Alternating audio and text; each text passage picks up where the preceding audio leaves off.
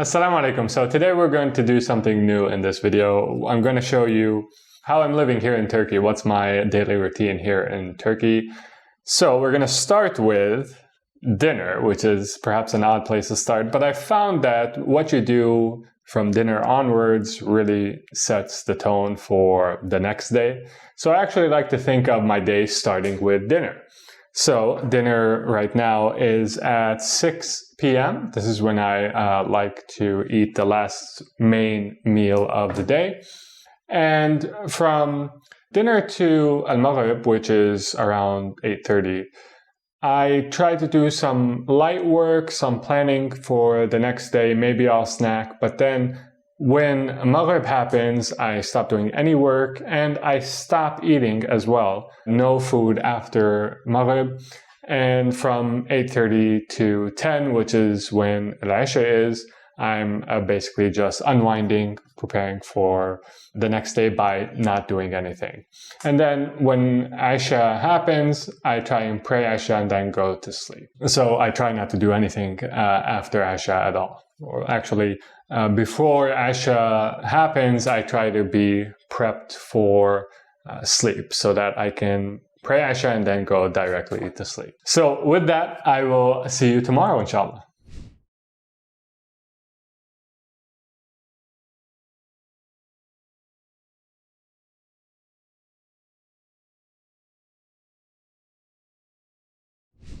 All right, breakfast is served.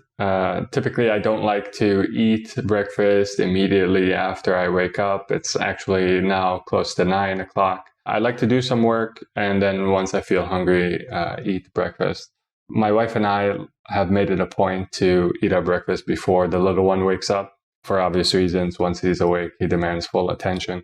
We do like to treat ourselves every now and then to having coffee delivered to our house, and today was one of those days.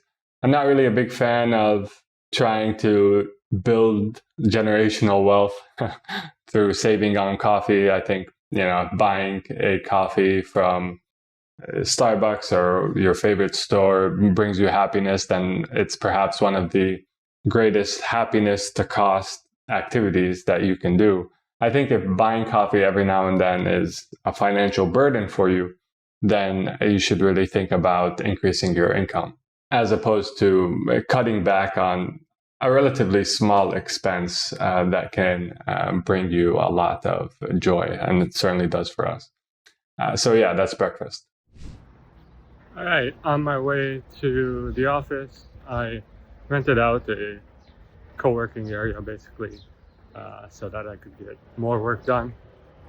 And it's about 10 minutes away from where I'm staying, which is really convenient. You want to avoid driving in Turkey, to be honest, because it's pretty crazy. Plus, you get to take in some of the beautiful nature, depending on where you are. But here in Fethiye, the nature is quite beautiful, and walking allows you to appreciate it a little bit more. So, yeah, this is my daily commute. As I said, it takes me about 10 minutes to get to the co-location area. I've optimized my route to work to where I'm walking or taking the paths that have the least amount of traffic. That's my desk over there.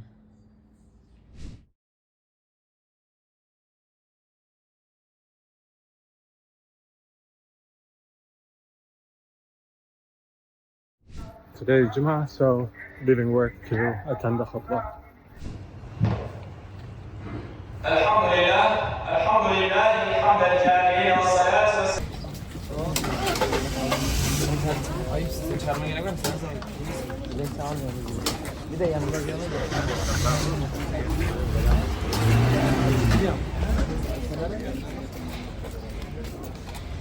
Alright, so I just got out of Salatul Jummah. I just want to say a couple of things that I really like about Salatul Jummah here in Turkey. Number one, everyone prays Sunnah together. You don't have people coming in late, moving people who are attending the khutbah, who came on time. and trying to pray sunnah amongst them. That was one of my pet peeves that I had. It's like people are, when they're listening to the khutbah, they're praying fard basically. That's why we only pray 2 rak'ahs in Jummah. It's because the other 2 rak'ahs are basically the khutbah. So people are praying their fard. You come in late, you want to pray your sunnah, you're disrupting people that are praying fard. So I think that the sunnah should be prayed before the fard starts. And that's what happens here in Turkey. That's something I really like. The second thing I really like is that there's always sweets. When you leave the mosque, they always have sweets so that you leave with a good sort of last experience from the mosque. I really like that. All right, now back to work.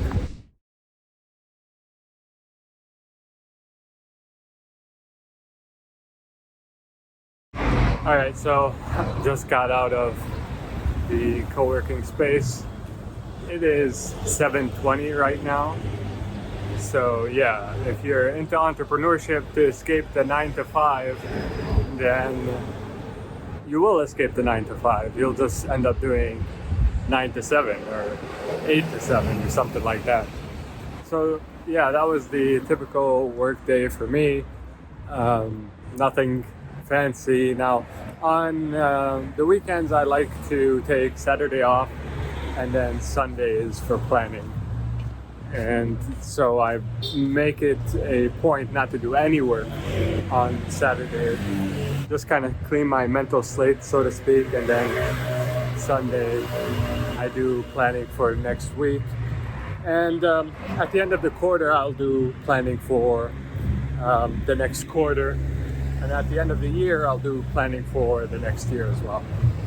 All right, so that's a bit of insight into my routine. Hopefully it helped. Salam alaikum.